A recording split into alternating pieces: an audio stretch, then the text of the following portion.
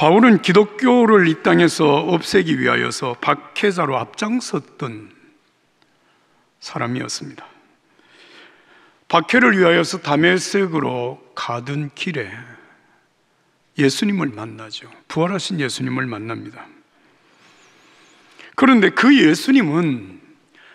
예수님을 십자가에 못 박는, 그리고 예수 그리스도를 믿는 믿음의 사람들에게 말할 수 없는, 정말 가차없이 폭행을 저지르고 박해를 하고 핍박을 하는 이 바울에 대하여서, 그때 이름은 사울이죠. 사울에 대하여서 예수님은 분노하거나 위협하거나 그를 죽이지 않았습니다.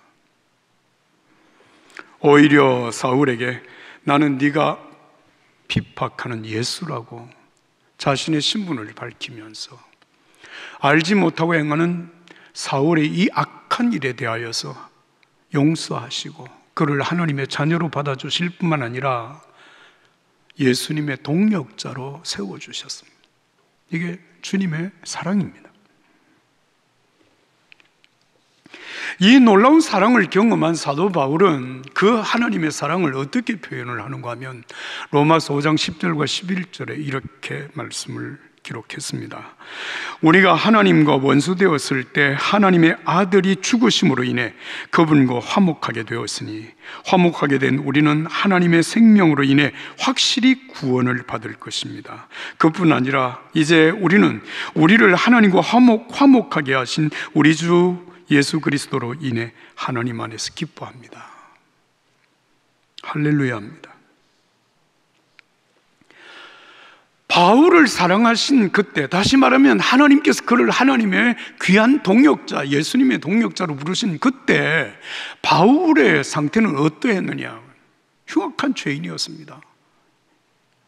예수님을 십자가에 못 박는 사람이었고 예수 믿는 사람들을 잡아서 박해하고 핍박하고 회방하는 사람이었습니다. 그때 하나님이 바울을 사랑하신 거예요.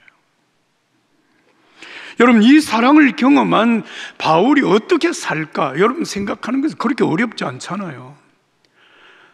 죽어 마땅한 나 같은 죄인을 사랑하신 예수 그리스도의 사랑을 깨닫고 나니까 그 사랑에 감격해서 나를 사랑해 주신 예수 그리스도의 복음을 전하는 일에 자신의 모든 삶을 바쳤고 그 복음을 전하다가 십자가에 고통을 받고 여러분 순교하는 제물이 되어진 사람이 바울이라고 하는 사람입니다. 마땅히 그렇게 살지 않겠습니까? 여러분, 그런 마음으로 지금 고린도 교회에 보낸 이 고린도전서의 말씀 우리가 읽으면 여러분 새로운 차원이 열립니다. 오늘 우리가 읽지 않았습니다만 고린도전서 1장 2절 이하의 말씀인데요, 여러분 이미 우리가 이 말씀을 읽었고 이미 묵상을 같이 했습니다. 제가 읽겠습니다. 1장 2절 이하의 말씀인데요, 고린도에 있는 하나님의 교회 곧 그리스도 예수 안에서 거룩하여지고 성도라 부르심을 받은 자들과 또 각처에서 우리 주 곧 그들과 우리의 주 되신 예수 그리스도의 이름을 부르는 모든 자에게. 6절입니다. 모든 은사의 그리스도의 증거가 너희 중에 견고하게 되어 너희가 모든 은사의 부족함이 없이 우리 주 예수 그리스도의 나타나심을 기다림이라. 주께서 너희를 우리 주 예수 그리스도의 날에 책망할 것이 없는 자로 끝까지 견고하게 하시리라. 너희를 불러 그의 아들 예수 그리스도와 그리스도 우리 주와 더불어 교제하게 하시는 하나님은 미쁘시도다. 할렐루야. 신앙이 미숙하여서 교회를 뿌리쳐 흔들고 있는 이 고린도 교인들을 향하여서 주신 말씀이 이 말씀입니다. 여러분, 이 말씀을 기록하는 사도 바울의 마음속에 고린도 교회 성도들을 향한 정말 서운함이나 분노의 감정은 추워도 찾아볼 수 없는 부분이 바로 이 말씀입니다. 여러분, 분노의 감정을 감추고 그냥 그치려로 인사말로 이런 얘기를 하는 것이 아닙니다. 고린도 교회를 향해서 고린도 교회, 정말 구원받은 성도는 어떤 사람인가, 교회는 무엇인가라고 하는 것을 그 정체성을 정의해 줌으로 고린도 교회를 올곧게 세워가는 말씀입니다. 여러분, 내가 누구인가라고 하는 사실, 다시 말하면 자기 정체성이 분명한 사람은 그 정체성이 자신의 삶을 이끌고 가는 것을 경험하게 됩니다. 사람들의 삶이 왜 혼란에 빠지느냐 하면 자신이 누구인가, 자신의 정체성에 혼란이 오면 삶이 복잡해집니다. 여러분, 사탄이 우리를 시험할 때, 여러분, 우리를 시험하는 가장 중요한 요인이 뭔지 아십니까? 그게 바로 정체성을 흔드는 거예요.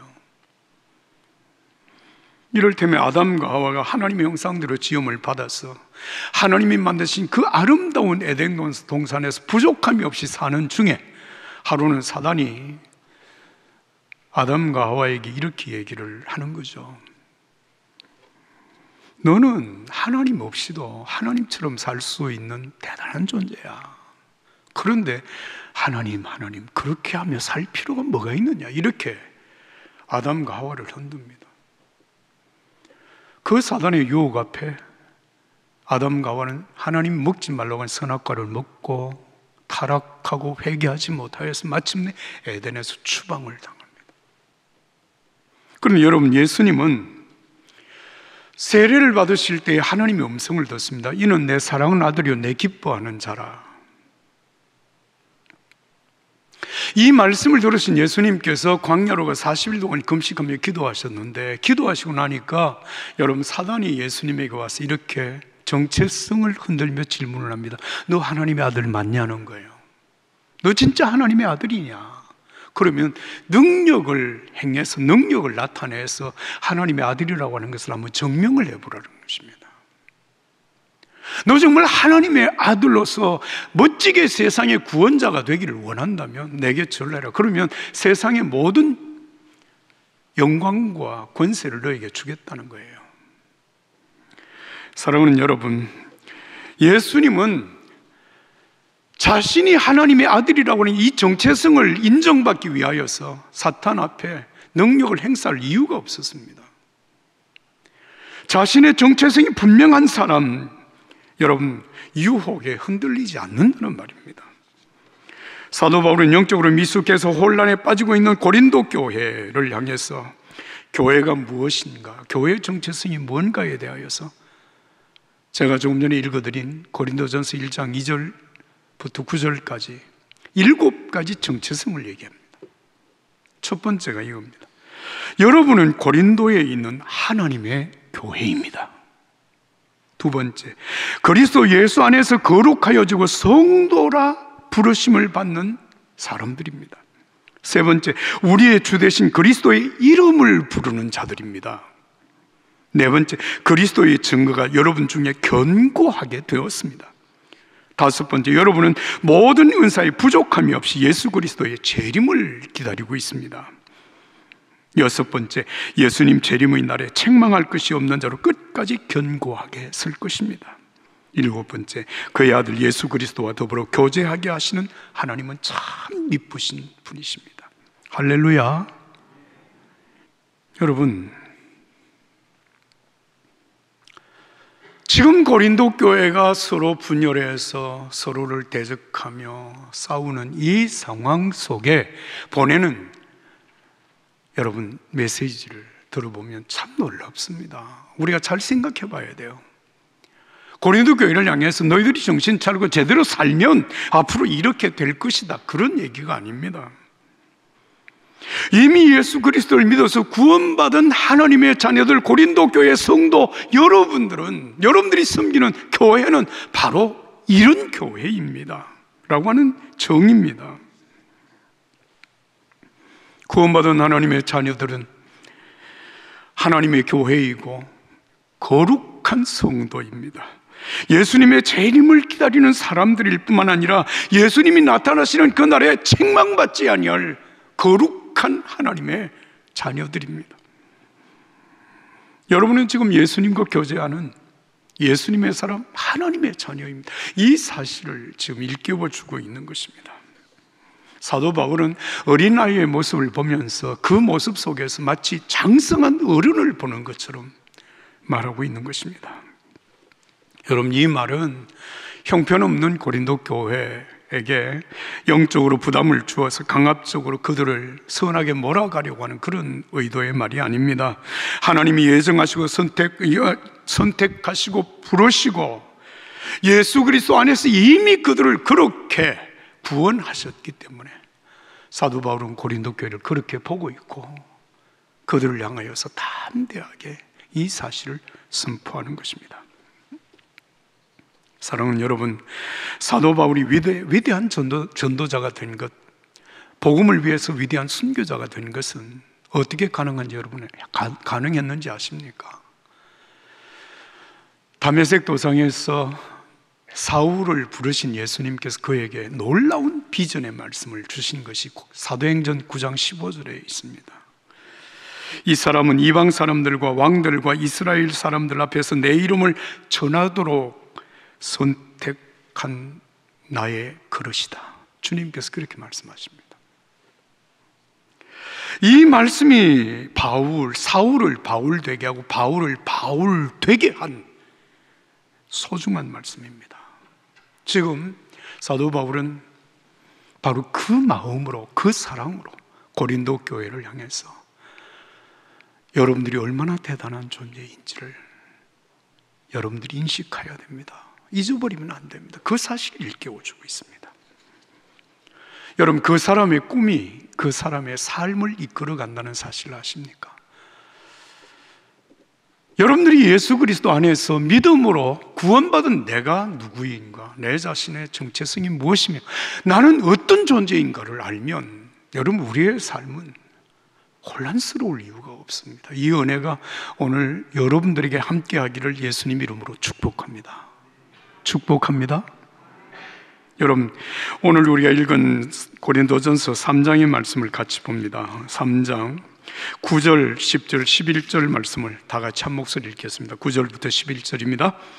우리는 하나님의 동역자들이요 너희는 하나님의 밭이요 하나님의 집이니라. 내게 주신 하나님의 은혜를 따라 내가 지혜로운 건축자와 같이 틀을 닦아두매 다른 이가 그 위에 세우나 그러나 각각 어떻게 그 위에 세울까를 조심할지니라. 이 닦아둔 것 외에 능히 다른 틀을 닦아둘 자가 없으니 이 틀은 곧 예수 그리스도라. 할렐루야.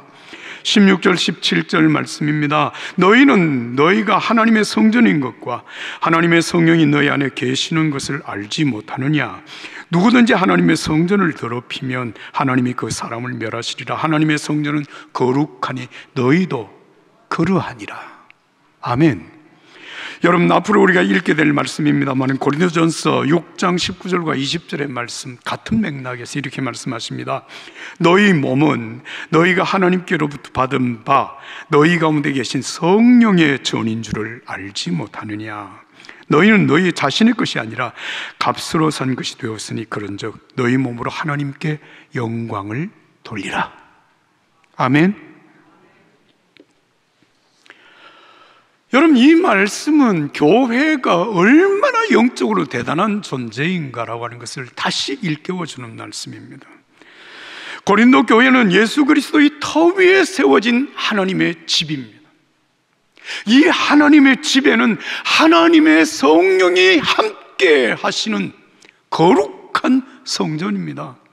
이 성전은 바로 성도 여러분들이고 성도 여러분들은 십자가의 핏값으로 사신 하나님의 것입니다. 그런 얘기거든요.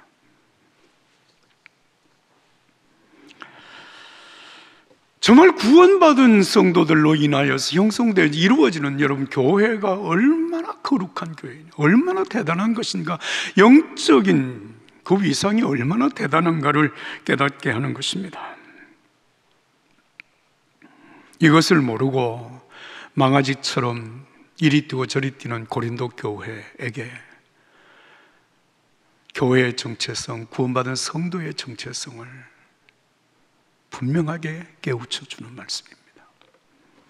여러분, 예수님께서 우리에게 탕자의 비유를 통해서 복음의 진수를 가르쳤습니다. 여러분, 탕자의 비유, 누가복음 15장의 이 말씀은 아주 간단한 얘기잖아요. 둘째 아들이 아버지에게 재산을 상속해달라고 간청을 해서 재산을 상속받고 난 다음에 아버지 집을 떠납니다. 왜? 아버지의 간섭 없이 정말 폼나는 인생을 신나게 한번 살아보겠다고 하는 의욕을 가지고 아버지를 떠납니다. 그런데 그의 그 의욕과 그의 자신감은 그렇게 오래가지 못했습니다. 얼마 후에 이 아들은 상상하지 못할 정도의 더러운 시궁창으로 빠져있는 자신을 발견하게 됩니다. 그제서야 비로소 아버지 집을 그리워합니다. 그러나 아버지 집으로 돌아갈 명분도 없고 용기도 없습니다. 하지만 죽을 지경에 이르렀어야 아버지 집으로 돌아갑니다. 아버지 집으로 돌아가면서 이 둘째 아들이 생각한 것이 무엇입니까? 나는 이제 더 이상 아버지 아들이라고 말할 자격이 없다. 아버지 집에 많은 종들, 노예들이 있는데 그 노예 중에 한 사람으로라도 나를 받아준다면 나는 더 이상 바랄 것이 없겠다. 그러고 아버지 집으로 돌아갑니다. 여러분, 아버지가 이 아들을 어떻게 받아줍니까? 아들로 받죠. 종이 아니라 아들로 받습니다. 아들로 받을 뿐만 아니라 아예 집을 나가보지도 않았던 본래의 아들의 모습으로 이 아들을 회복시켜 줍니다. 이게 아버지의 사랑이에요. 예수님은 이 말씀을 통하여서 정말 예수 그리스도를 믿음으로 말미암아 구원받은 하나님의 자녀들의 영적인 상태가 어떻게 회복이 되는가라고 하는 사실을 깨닫게 하는 것입니다. 정말 예수 안에서 여러분 구원받은 하나님의 자녀들이 받는 은혜와 복이 있습니다. 예수님은 우리 자신의 정체성의 가치를 바로 알도록 깨닫게 하십니다. 병들고 가난에 허덕이고 온갖 학대로 괴로워하며 죄책감, 수치감 속에 사로잡혀 꼼짝없이 살아가는 사람들에게 찾아오신 예수님께서 이렇게 말씀하시는 거예요. 당신은 나에게 정말 없어서는 안 될 소중한 사람이라고. 여러분, 예수님 당시에 우리가 성경을 읽으면 흔히 읽게 되는 바리새인들, 서기관들이라고 하는 사람들이 있습니다. 이 사람들은 예수님과는 전혀 다른 사람들이었습니다. 그들은 잘 나가는 사람, 힘 있는 사람, 이 사람들이 세상을 바꾼다고 그렇게 생각하고 믿었습니다. 세상을 망치는 사람들은 죄인들, 온갖 병으로 고통받는 사람들, 이런 사람들을 여러분, 이 바리새인들의 서기관들은 자신의 삶의 영역에서 추방해 버렸습니다. 하나님의 은혜와 긍휼이 가장 필요한 병든 사람들을 성전에 아예 나오지도 못하게 만들었습니다. 성전을 더럽힌다고 못 나오게 합니다. 가족들의 돌봄과 사랑이 절박한 병든 사람들을 여러분 가족들에게 병을 옮긴다고 추방해 버렸습니다. 이런 사람들이 없어져야 세상은 온전해질 수 있다고 그들이 생각한 거예요. 그러나 예수님은 아니었습니다. 비록 지금 고통을 겪고 망가진 인생을 살고 있을지라도 그들 속에 있는 값진 내면의 가치가 있다고 하는 사실을 아시고 그 사람들 속에 덮여져 있는 그 내면의 가치를 살려줍니다. 네가 예수 그리스도로 나로 말미암아 잊혀져 버린 하나님의 형상이 회복이 되고 하나님의 자녀가 되어지고 정말 하나님의 자녀로서 회복되어 살아가는 너를 통하여, 당신을 통하여서 세상이 변화된다고 하는 사실을 예수님은 깨우쳐 주신 거예요. 사탄의 지배를 받던 사람이 성령의 다스리심을 받고 죄의 종로로 타던 사람이 이제는 예수님과 함께 의의 병기가 되어 살아갈 때 세상에 진정한 변화가 온다는 것을, 하나님의 나라는 거기에 이루어진다는 것을 말씀하신 것입니다. 그래서 누가복음 15장 7절에 예수님은 이렇게 말씀하십니다. 내가 너희에게 말한다. 이와 같이 하늘에서는 회개할 필요 없는 의인 99명보다 회개하는 한 죄인 한 사람을 두고 더 기뻐할 것이다. 할렐루야. 할렐루야. 하나님의 기쁨. 뒤죽박죽이 되어진 고린도 교회를 변화시키는 힘, 여러분 세상을 변화시키는 힘은 하나님의 사랑입니다.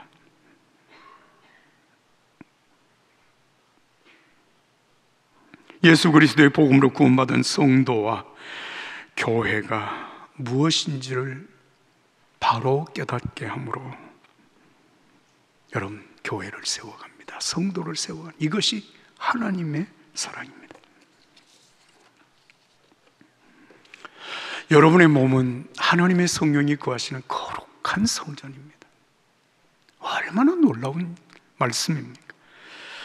이것이 고린도 교회를 향하여 주시는 하나님의 말씀입니다. 그런데 이 말씀을 여러분 뒤집어서 잘못 생각하면 심각한 말이 됩니다. 아니, 교회가 저렇게 엉망진창인데 거룩한 하나님의 교회라고? 하나님의 성인이 같이 계신다고? 말도 안 돼. 웃겨. 정말 웃겨. 교회 웃기는 사람들이 집단이야. 에? 의롭지 못한데도 의롭다고 말해준다면 정말 교회는 위선자들을 만들어내는 곳이 아니냐라고, 눈 가리고 아웅하는 얘기가 아니냐라고 여러분 이렇게 비난할 수 있는 부분이 바로 이 부분입니다. 그런데 여러분 놀라지 마십시오.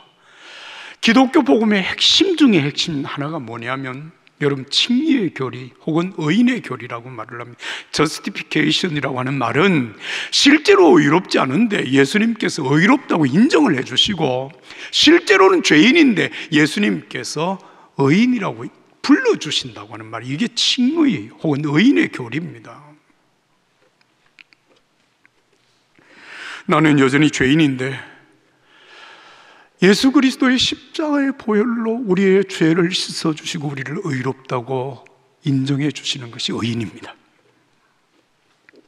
누구든지 그리스도 안에 있으면 새로운 피조물이라 이전 것은 지나갔으니 보라 새 것이 되었도다. 그리스도 예수 안에 있으면 이전 것 죄인이었던 우리 과거는 지나가고 새 것 예수님과 함께하는 하나님의 자녀가 되었다고 선포하시는 것입니다. 여러분, 정말 이 기독교의 진리는 신비한 면이 있습니다. 제가 식당에 가서 좋은 음식을 먹고 제가 돈을 지불하지 않고 그냥 나오면 저는 파렴치한 인간이 되고 맙니다. 그런데 만약에 내가 좋은 음식을 먹고 나올 때 우리 교회 장로님이 그 음식값을 지불해 주었다면 저는 파렴치한 인간이 아닙니다. 내가 지불하지 않았어도 장로님이 지불하셨기 때문입니다. 여러분, 바로 이것이 칭의입니다. 죄 지은 내가 마땅히 죽어야 하고 저주받아야 하고 버림받아야 하는데 예수님께서 하나님으로부터 버림을 받고 예수님이 저주를 받으시고 십자가에 죽으신 것입니다. 그것을 대속, 구속, 구원이라고 말을 합니다. 사랑하는 여러분, 내 죄값을 지불해 주신 예수 그리스도의 십자가의 은혜로 주님께서 나를 향하여 선언해 주신 너는 의인이라고, 너는 하나님의 자녀라고 선포하시는 겁니다. 여러분, 이것은 죄인을 더 뻔뻔스럽게 만드는 길이 아닙니다. 죄책감과 무력감 속에 빠져서 어찌할 바를 알지 못하는 사람들 속에 다시 회복해 하시고 다시 살 수 있는 여러분 새 삶을 가능하게 하는 복음입니다. 은혜입니다. 하나님의 자녀로 다시 하나님 앞에 서게 하시는 하나님의 복입니다.